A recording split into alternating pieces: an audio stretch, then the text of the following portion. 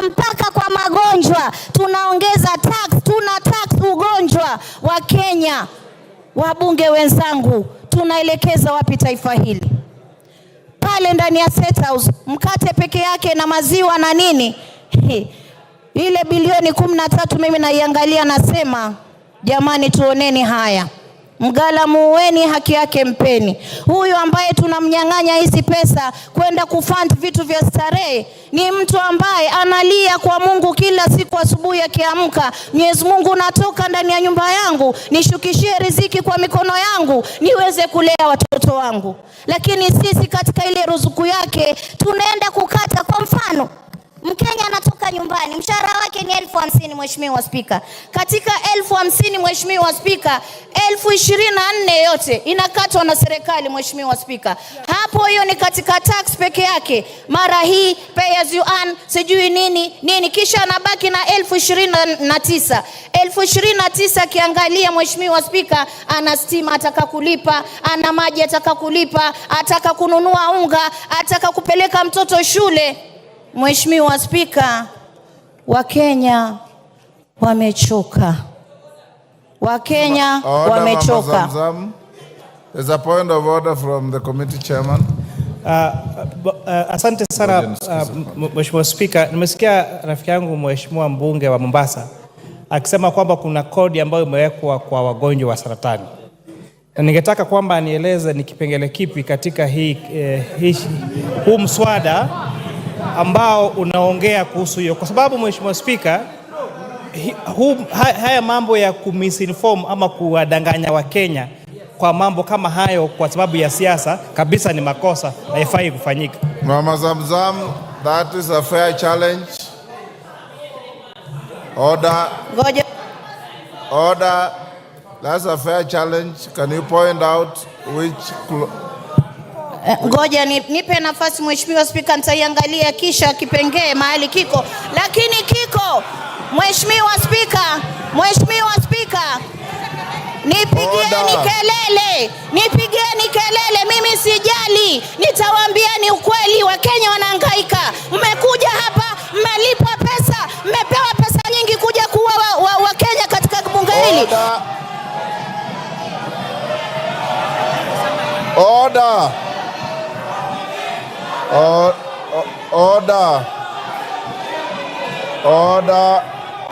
Honorable members, order.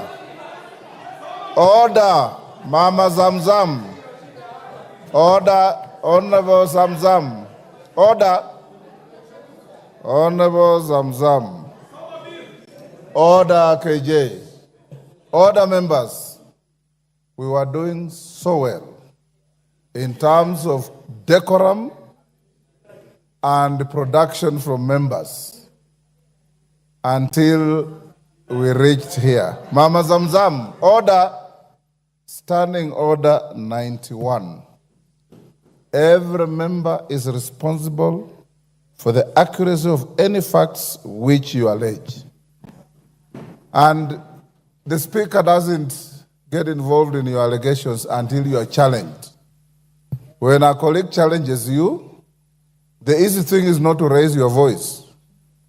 The easy thing is to say, this is found in clause this and that of the bill. And it ends there. That is how you discharge your responsibility. If it is not in the bill, then the challenge becomes legitimate, and the decent thing to do is to withdraw and move on with your other contributions. Order. The Speaker needs no assistance. Honorable Kamket. Honorable Zamzam, if it is in the bill, point out to the chair of the committee. If it isn't, just withdraw and move on with your other contributions.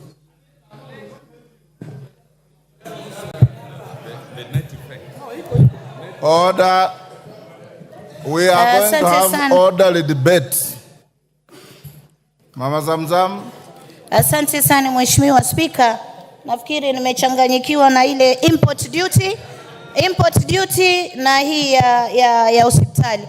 Mimi nataka niwaambie kitu moja. Honorable Zamzam. Mheshimiwa Spika, nimekubali. Kama haiko uiondoe alafu uendelee. Haiko Mheshimiwa Spika, lakini pesa ambazo wanafanya za matumizi ni nyingi. Haiko, nimekubali. Order, Mama Zamzam. Order, honorable members. Take your seat, Mama Zamzam. Order, Mama Zamzam. Order.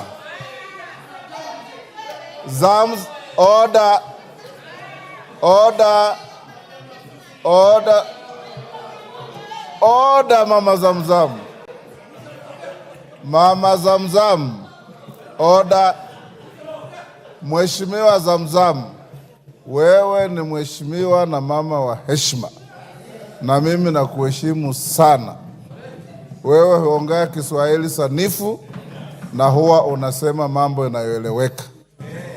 Kuanza kuchibisana na wenzako across the floor ni kushusha heshima yako. Sasa nakwambia, ondoeni ile ulisema kwamba haiko na uendelee na mambo ingine. Kubishana na kupiga kelele haina faida kwa hii chumba. Order. Order. Honorable Mbadi, order. Order. Honorable Mama Zamzam, withdraw and proceed. Honorable Mbadi wants to mislead you. Just withdraw and proceed. Order, Honorable Mbadi. Give Mama Zamzam the mic. Huh? I withdraw, Mheshimiwa Speaker. Well done. Now proceed. Sasa na proceed. Lakini Mheshimiwa Speaker, watu wakija hii bunge kila mtu ametoka kwao amepigiwa kura zake, Mheshimiwa Speaker. Just proceed without complaint. Mimi hata nitalalamika kwa sababu amenitukana ule mzee na nywele nyeupe. Mheshimiwa Speaker, mimi naangalia katika hata cooking stove ya kupikia wameongeza 3%. Wameongeza 3%. Naangalia motorcycle, Mheshimiwa Speaker, wale wa mabodaboda ambao walipromisiwa mambo itakuwa shwari, tutafanya hivi, bodaboda wameongezewa 3% katika custom values. Mheshimiwa Speaker, hawa pia hata tairi ya gari ya bodaboda, ya wheelbarrow, tairi ya kushika wheelbarrow, mulikuwa mnaweka tairi, wheelbarrow iko na tairi. Wacha kwa fuel, kama mmeongeza shilingi 9, mumeongeza kila mahali. Kama mmeongeza shilingi 9 kwa mafuta, mumeongeza bidhaa zote. Mheshimiwa Speaker, mimi nataka kuambia mgala muweni haki yake mpeni. Nyinyi mlidanganya wananchi, mkasema bodaboda, mama mboga mtakuja kuwasaidia katika jumba hili. Mmepewa 100,000. Order. Yes, Honorable KJ. What's your point of order? Mr. Speaker, I'm standing on a standing order that provides for a member to be relevant when they are debating. Mr. Speaker, the honorable member has been on a tirade, misinforming this House and by extension misinforming the nation on gossip that has been peddled on social media and headlines. This gossip is what she has crept into the House, Mr. Speaker. And Mr. Speaker, the point... Take your seat. Honorable members, order. Order, honorable members. I want us to have decorum in the House. And from now going forward, when you stand on a point of order, tell me which standing order you are standing on. And Honorable Zamzam, the etiquette of debate is such that when a colleague says point of order, you immediately resume your seat. You don't lose your time. You resume your seat, you hear the point of order, and then you proceed. What you are doing is wrong, because the moment you hear point of order, you are raising your voice and menacing your colleagues with fingers and so on. It is not good. Finish up your contribution. Your time is almost up. Asante sana Mheshimiwa Spika. Mimi nimalizie nikisema pengine nikiongea na sauti hii ndio Wakenya watanielewa. Mimi nataka niwaambie Wakenya, mumeuzwa na serikali mliochagua. Mkate, edible oil na gari ilikuwa ni mchezo wa drama. Sasa shetani yuko ndani ya bill, pesa wamejilimbikizia ya starehe, ya kufanya mastarehe zao. Wakenya mmesaulika, sisi upande wetu tunasema mtusaidie kujisaidia. Asante sana Mheshimiwa Speaker. Mr. Speaker, I stood up on a point of order that I was wanting for you to superintend over, Standing Order number 91, that a member should be responsible for the statements they make on the floor. Mr. Speaker, all the matters that she has prosecuted do not exist in the finance bill that we are debating.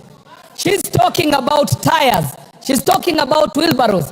She's talking about issues that have been canvassed here by the finance chair, where he explained very well that if a motorcycle is to be assembled in Kenya, it is not subject to some of these taxes. Order. But she is misleading the nation by making it look like this exists in the finance bill, Mr. Speaker.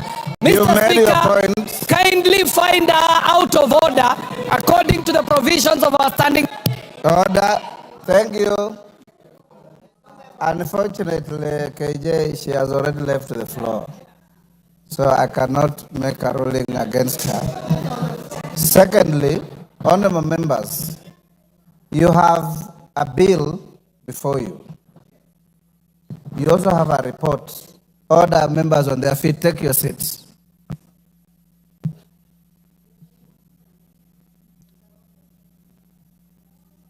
You have a bill before you. You also have a report of the committee.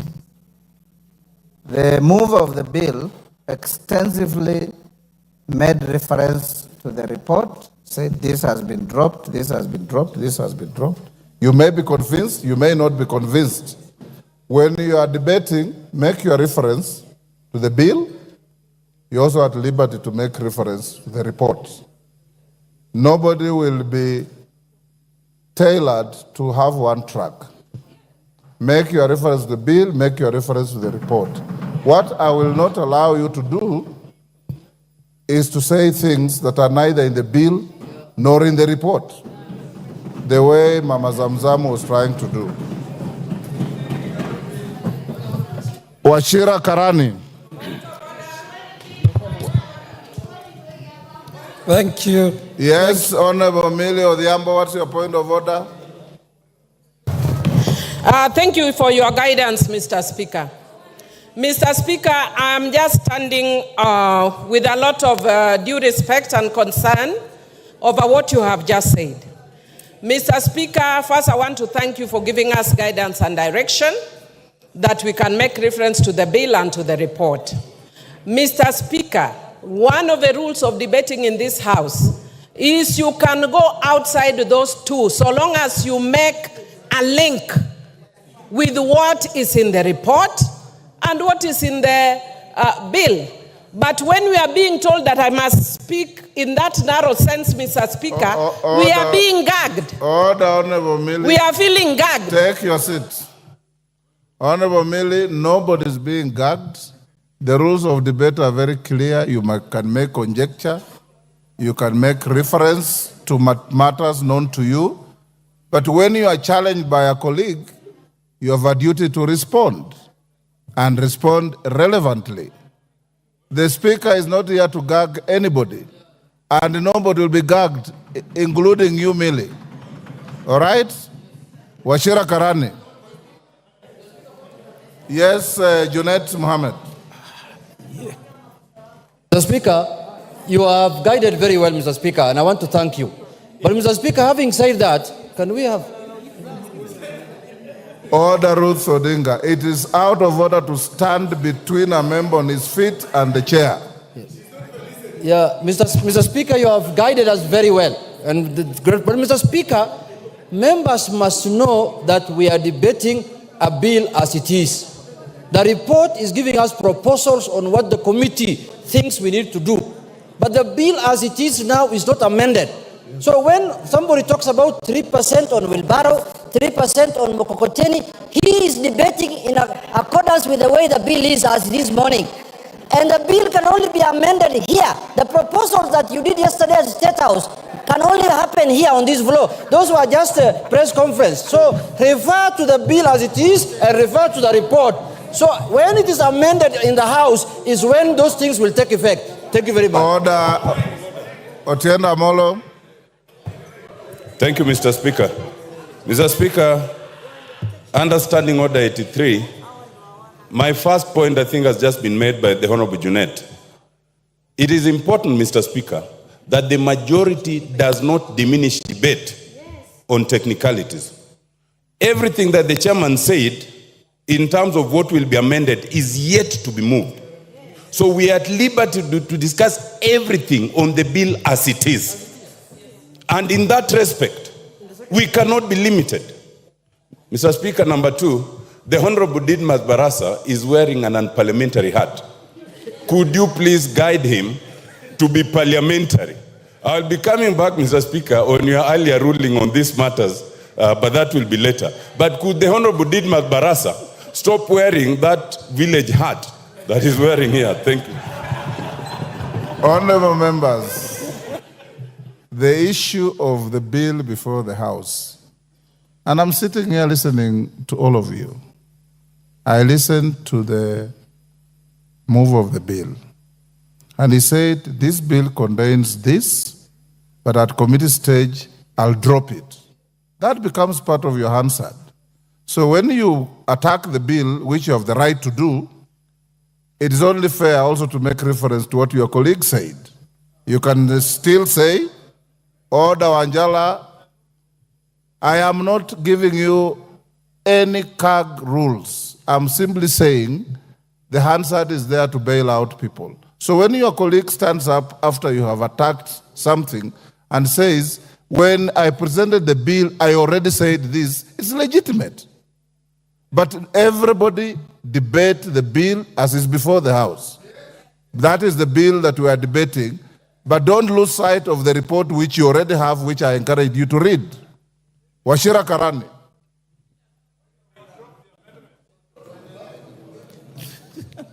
Thank you, Mr. Wachira Speaker. Karani, you have the floor. Yes, thank you very much, Mr. Speaker.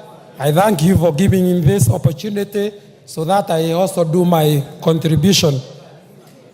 Mr. Speaker, before this committee gave out the report, Kenyans listened to talk shows, to radios, to newspapers, analysis. That is what they judged the report with.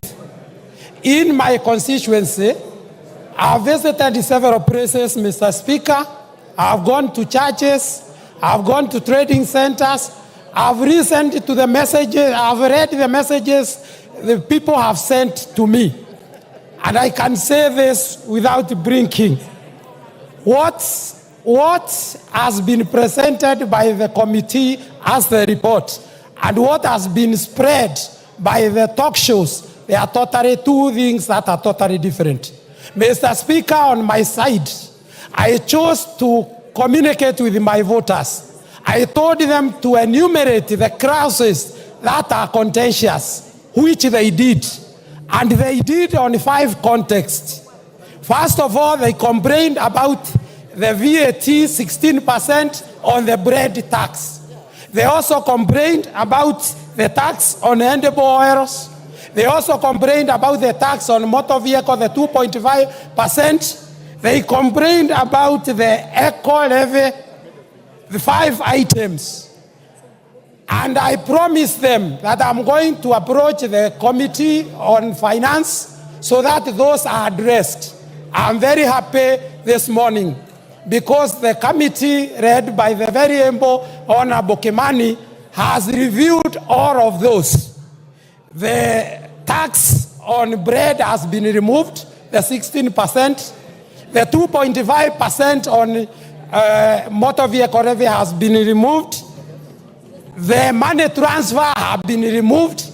So me, as I stand, As I stand, Mr. Speaker, I just want to thank the Committee on Finance for work well done, doing a thorough job, and listening to what we have communicated to them and acting on them. I support, Mr. Speaker. Minority Leader. The Honorable Speaker, let me make the following comments concerning the Finance Bill 2024. But I want to pick from where the Honorable Robert Mbui left. You know, Honorable Speaker, we have been around for some time. As a matter of fact, this, I think, is my 12th year in this parliament. And even before that, I was living in Kenya. What is so unique with this government that for 2 years in a row, the matter of finance bill is causing hullabaloo, is causing commotion, is causing pandemonium until young children are coming out the streets. We have had finance bills since 1963. We have had them. We had them during Jomo Kenyatta time. We had them during President Moi's time. We had them during President Kibaki. Recently, we had them during President Uhuru's time. But in this regime, 2 years in a row, the finance bill is causing serious problems to Kenyans. And is exposing the regime as totally insensitive to the plight of the people. Do you want information from Kamket? Certainly no, Honorable Speaker. How can Honorable Kamket inform me, Honorable Speaker? Really, no. So, Honorable Speaker, that is the question we must ask ourselves. And then it again raises the issue. Who advises this government? Who are the real advisors? In terms of economics, in terms of finance management, leave alone politics. Politics we can deal with later. But who advises this government? Because it seems to make mistake after mistake, mistake after mistake, mistake after mistake, Honorable Speaker. Following the outcry that happened after the 2023 finance bill was unveiled, I had thought that this government would be the wiser this time around. What we see is actually a worse case. As they say, the more things change, the more they remain the same. Honorable Speaker, I have read the bill in its entirety. I have similarly read the report of the committee chaired by my very good friend, Honorable Kimani Kuria. Honorable Speaker, if you look at the report of the committee and together with the amendments it is proposing to make on the bill, then you come to the conclusion that actually the character, the structure of the bill is actually changing fundamentally. Fundamentally. And this flies on the face of the provisions of Standing Order 48. Honorable Speaker, at some point perhaps I would be calling upon you to consider asking the chair to withdraw the bill and introduce a new one. Because the character is changing. And why is the character changing, Honorable Speaker? Honorable Speaker, under Article 201 of the Constitution, specifically 201 sub-article A, on the matter of principles that govern or guide public finance management. Public finance management. I don't know what is itching, Honorable Soro. Honorable Speaker, one of the principles, some of the principles that should guide the management of public finance: openness, accountability, and including public participation in financial matters.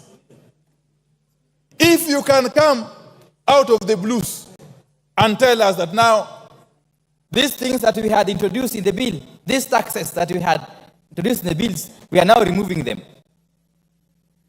It is basically going against the principles of public finance management. You are turning a public finance bill into a personal property.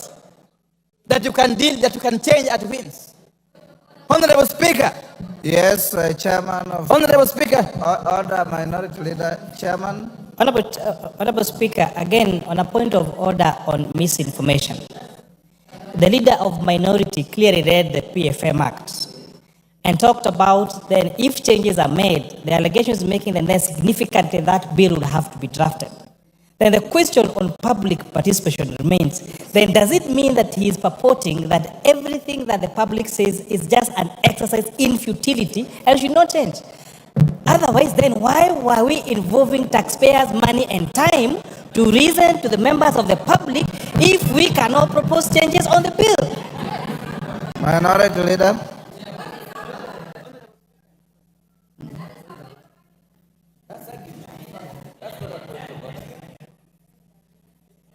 Proceed. Give him the mic. You are giving the next. Give him his mic. Anyway, just come.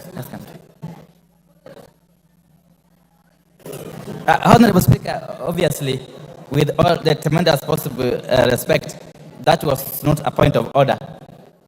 The Honorable Chair can actually advance that argument when he gets time to reply. Honorable Speaker, let me proceed this way. That Kenyans are already overtaxed. In fact, if you look at Kenya vis-a-vis the rest of the world, you would be forgiven to conclude that Kenyans are some of the most taxed human beings on earth. And therefore, any responsible government would be looking at ways to lessen the tax burden on Kenyans, not to increase it, Honorable Speaker, as this bill is attempting to do. Honorable Speaker, in spite of the recommendations in the report, which look very flowery, Honorable Speaker, we have always been reminded that the devil is in the details. I am aware, even though this is not part of the finance bill, that there are plans to increase the levy on roads maintenance. I know, of course, the amendment will come separately. Yes. The moment you increase the road maintenance levy by even a shilling, leave alone the 9 shillings being proposed, the ripple effect is enormous in all sectors of the economy. And the loser is the common Kenyan taxpayer. Honorable Speaker. And therefore, this is a case of taking with one hand, giving with one hand, and taking back with another hand. It's not helping the situation, Honorable Speaker. Honorable Speaker, this economy has become too hostile for foreign investors, indeed even for local investors.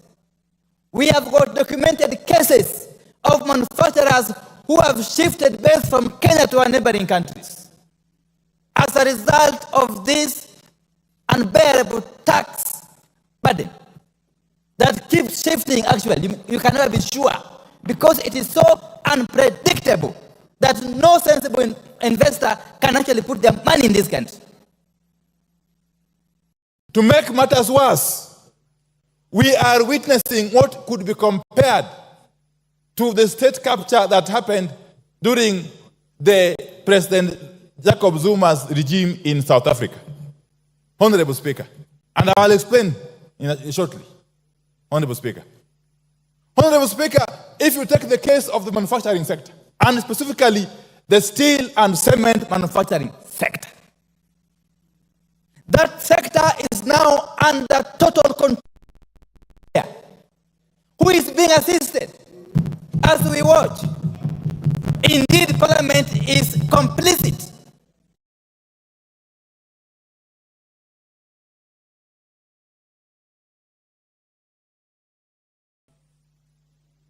We have a case where this one particular manufacturer is the only person who has the capacity to manufacture billets which are used in the steel manufacture. And actually clinker, which is also used in the manufacture of cement. To make it worse, this same manufacturer, who has got the support of these people, Honorable Speaker, he is compelling his competitors to buy from him raw materials. To make it worse, he is compelling them to buy at a minimum. That for you to buy from me billet or clinker, you must buy quantities worth minimum of 100,000 US dollars. And you must pay me in US dollars. And he delivers when he wants. Do you expect him to compete favorably with the rest? I will name him. It is the owner of Devki Steel Company and the owner of Simba Cement. I think his name is Guru. That one.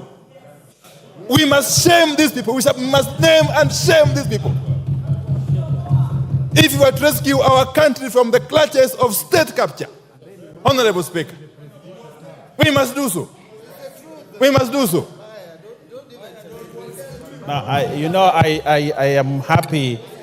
I am happy at the debate and the information that is coming out from my point of order is 91. 91. That my friend, the leader, I would like him to substantiate and give us, he said he must buy from me, he must do this and this. Where did he say? Where is that factual information? You can do better by giving us, a record of what he said, other than hearsay, Honorable Speaker. You can do better than just say things. Order, Honorable. Both of you are veering off the track. Let's avoid the temptation to besmirch people who cannot defend themselves on the floor. Go on, Minority Leader. Yes, please. Don't. Sorry. So I will leave that at that. But Honorable Baya, stop holding brief for these characters. It doesn't help. Let me tell you, from my experience in this parliament, they'll never really assist you in the constituency. Honorable Speaker, where we have now reached is a situation of helplessness. No wonder young boys and girls are coming out in their numbers on the streets and facing police truncheons and water cannon and tear gas, something which is unprecedented, Honorable Speaker. It reminds me of a play by the celebrated Professor Francis Mbuga, that is Betrayal in the City. Honorable Speaker, you are a literature person. If you read that play, I read it long ago. You read it, yes. There's a character by the name Jasper Wendu. Okay? He was in a situation, he was actually lamenting that we have waited for independence. We were hopeful for good things. Independence came. And now we have got nothing else to look up to or forward to, Honorable Speaker.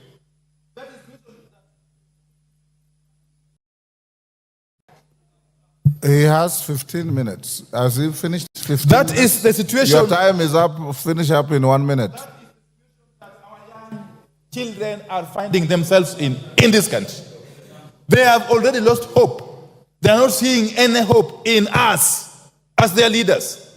And therefore, they have taken it upon themselves to come out to the streets to defend their rights, Honorable Speaker. And as they do so, those who are in charge of the instruments of the state, especially the Inspector General of Police, must be cautioned not to misuse those instruments to interfere with the enjoyment of constitutional rights by Kenyans who are free to picket, to demonstrate, to do sit-ins, and indeed to capture Parliament. Time up. Because Parliament seemingly has become rogue. Honorable Speaker, I oppose. Osoro.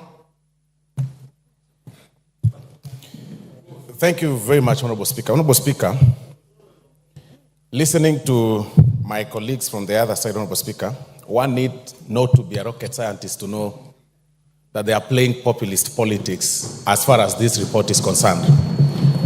you'll be left wondering whether they are contributing to the same debate, to the report before us, or they are giving us theories and stories that are unnecessary, Honorable Speaker. Honorable Speaker, I'll qualify my statement with these points. Last week, when the budget estimates were presented before this House, Honorable Speaker, and even when the chair for budget was highlighting some vote on the budget, Honorable Speaker, I saw honorable members across the political divide very happy. He did say that 500 million shillings has been added to NGAF. The honorable chair went ahead and said that CDF has gotten an extra 10 billion shillings, that each constituency here will be getting an extra 30 million shillings. And everybody here was very happy. In fact, the honorable members who represent counties, commonly known as the honorable women reps, even did a post appreciating His Excellency the President, saying that, you know, Your Excellency, we are very happy you've added us 500 million. We pray that next year you even add the same amount or even higher to that amount, to the 500 million. Honorable Speaker, I do not understand. You cannot eat your cake and still have it. You cannot say on the other hand, that you are supporting what the executive is doing in terms of funding you, what touches you, but you cannot show them where they'll get this money from, Honorable Speaker. What is your point of order and under what standing order?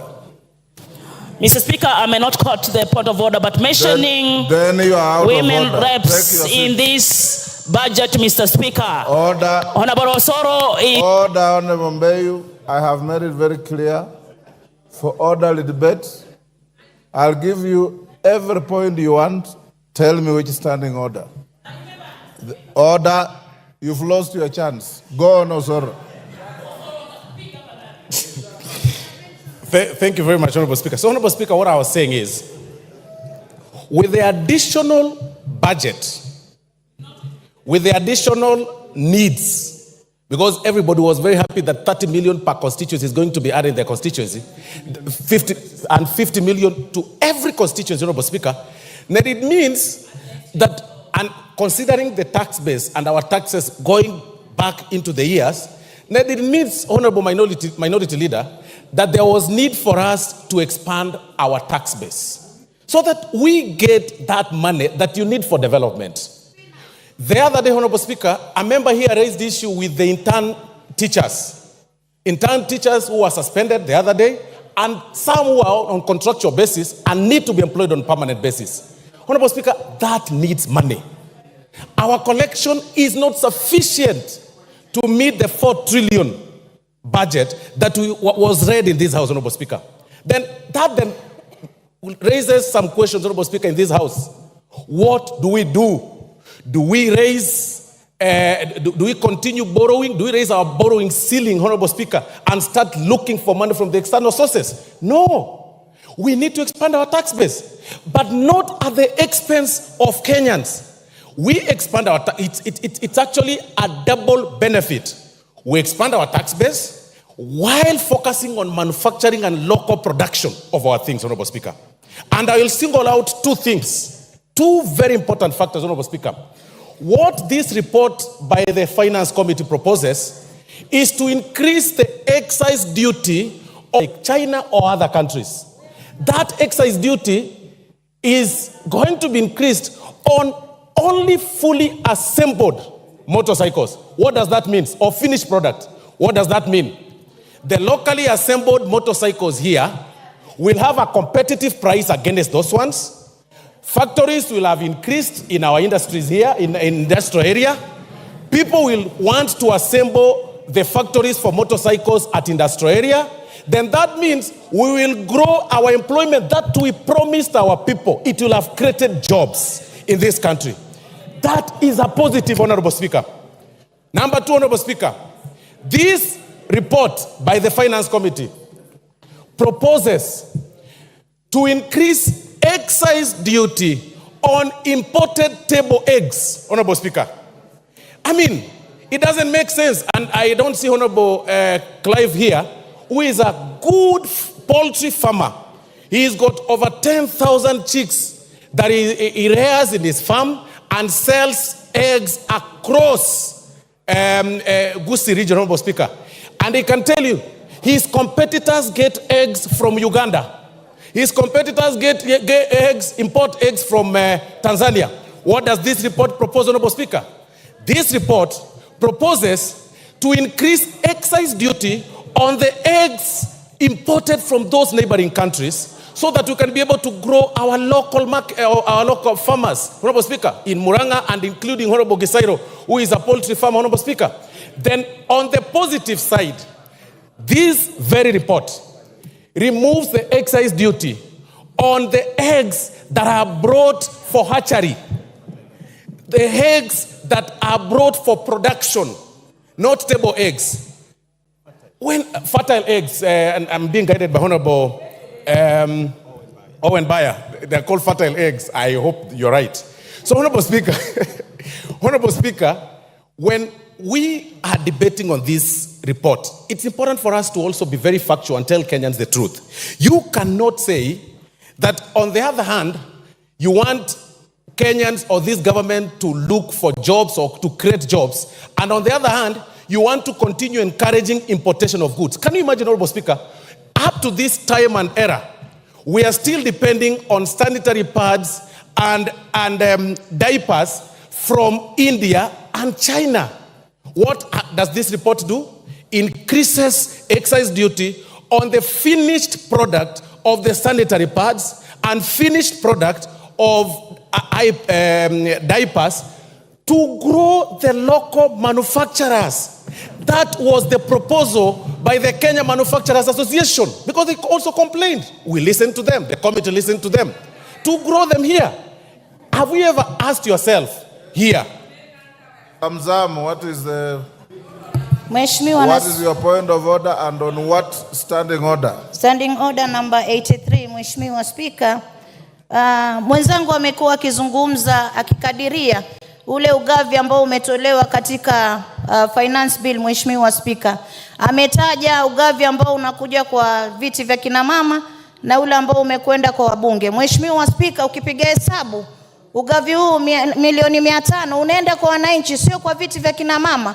Unaenda kwa wananchi, wanaenda kupewa mambo ya empowerment ili waweze kukuza uchumi. Mheshimiwa Spika, pale ni mambo inaenda katika ukuzaji. Lakini zile pesa ambazo sisi tunauliza Mheshimiwa Spika ni zile ambazo zimeenda kwa makadirio ambayo hayaleti uchumi juu, ni mambo ya starehe. Kwa hiyo Mheshimiwa Osoro, usiweze kudanganya wananchi ukasema wameletewa milioni 500 wakati mkono wa pili umechukua mabilioni. Mheshimiwa Spika, asante sana. That is an argument. That is an argument. Go on. Thank you very much, Honorable Speaker. I was really struggling to understand what she was saying.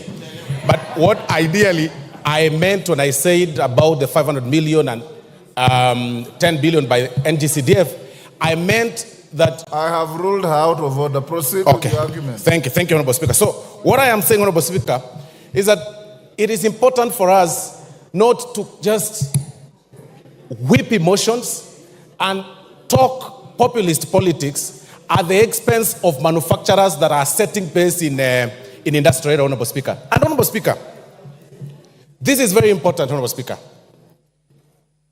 Looking at the argument by my colleagues, and even going by the report that has been proposed, Honorable Speaker, by the committee, even in this proposal that has been reduced and some other duties that have been dropped or proposals that have been dropped, there is a ripple effect on our budget. Then that means we lose about 53 billion in terms of estimates. The question this House should be asking itself, to which vote do we drop that 53 million? Do we drop by the 10 billion from the NGCDF? Do we drop 500 million from the NGAF amount? Or do we drop 15 billion that was allocated, extra 15 billion that was allocated to the counties? That should be the question that we should be talking about. But all these other stories and people complaining, people complaining and raising issues unnecessarily, Honorable Speaker, it is actually wrong. Let's restrict ourselves to the report. This is not politics. You all know this is very important for this country, and it has an effect to our growth and the growth of our common mwananchi. Thank you very much, Honorable Speaker, and for that reason, I support the report. Rachel Nyamai. Thank you very much, Honorable Speaker, for giving me an opportunity to contribute. Honorable Speaker, I support this report, and I have listened, Honorable Speaker, to the chair as he moved the report, and to the vice chair, the Honorable Ambassador Benja, as he supported. And Honorable Speaker, I am convinced that I cannot be interested and very happy with the budget, and at the same time, I pretend to be unhappy with the finance bill that is supposed to fund that budget.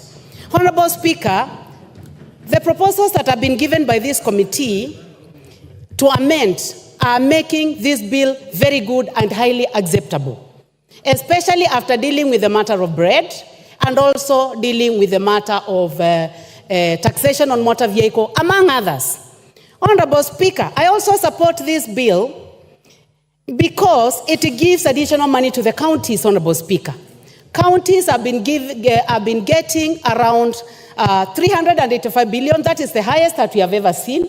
And this bill, Honorable Speaker, gives an additional money to the counties, approximately 15 billion, Honorable Speaker. I'm seated to a very sharp CPA, Honorable Bandi, and he has told me that if you are not sure of the figure, say approximately. Approximately, Honorable Speaker, 15 billion to our counties. And this money is going to our road projects, health, agriculture, markets, water. What else do I want, Honorable Speaker? I want money to go to Kitui, to Makueni, to Machakos, to Embu County, Honorable Speaker. And listening to the Honorable Cecily Mbarire, Honorable Speaker, she says that the most difficult thing to do is to raise money for the counties. On source revenue, OSR, Honorable Speaker, this bill is in the right direction to giving additional money to the counties. Honorable Speaker, this bill provides additional money to CDF, the best fund in this country. Honorable members across the divide, the best monitored, the most evaluated, the most successful is getting 30 million, Honorable Speaker, per constituency, Honorable Speaker.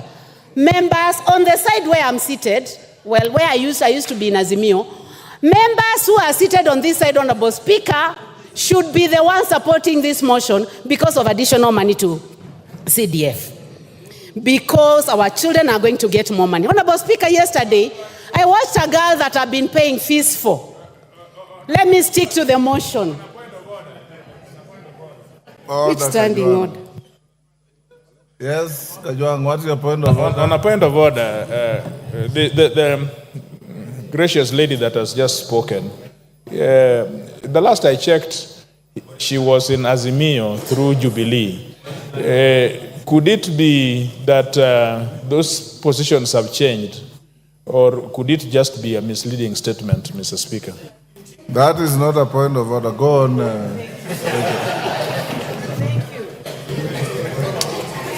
Thank you, Honorable Speaker, for your wisdom.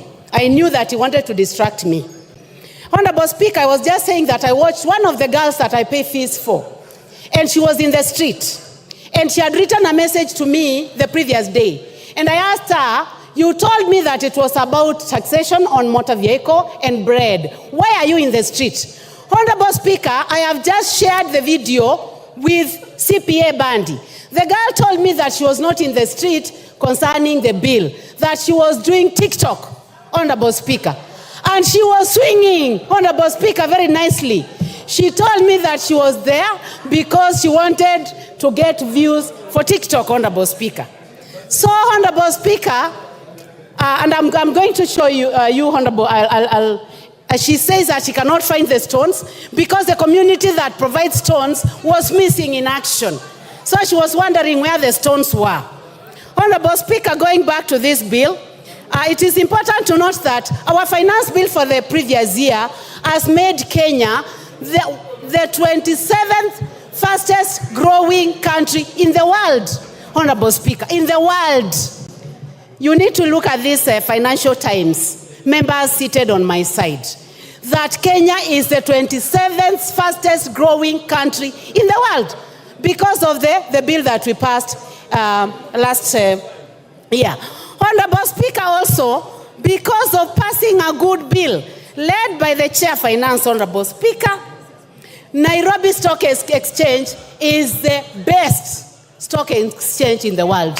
That is not according to Rachel Nyamai. That is not according to the Honorable Speaker of the National Assembly. It is not according to the President of this country, Honorable Dr. William Samoei Ruto. It is according to the Financial Times that the Nairobi Exchange is the best in the world. Honorable Speaker, education is an equalizer, Honorable Speaker. This bill, Honorable Speaker, proposes approximately 658 billion to education.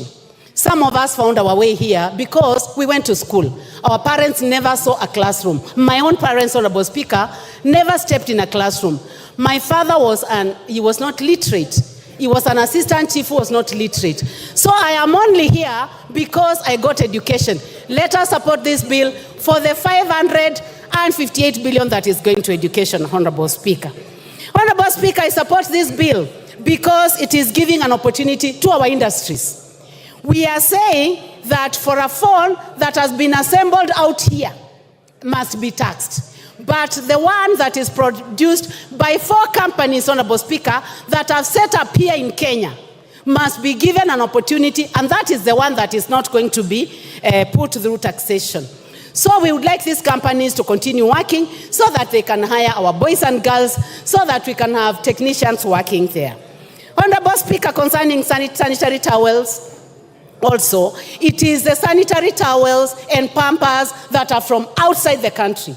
Those who are setting up here, producing here, hiring our children are not going to be taxed, and this is an effort towards a job creation. Honorable Speaker, this bill also is proposing additional money to electricity, last mile connectivity, 50 million per constituency. Honorable members, what else do we want?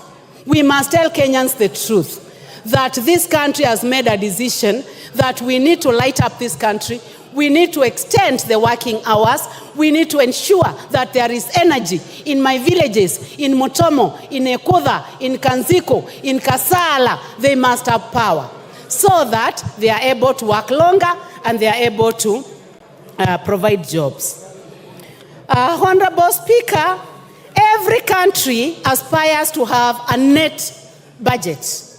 And Honorable Speaker, I want to go to the figures, and I'll be careful, again, as advised by my friend here, who I have looked at his eyes, Honorable Speaker. I have never looked at Bandy's eyes nicely.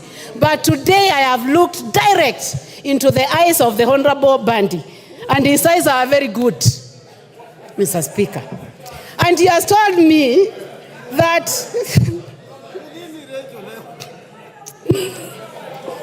let me finish, Honorable Speaker. 2021, 2022, the deficit was approximately 747 billion. 2020, 2022, 2023, Honorable Speaker, the deficit, budget deficit,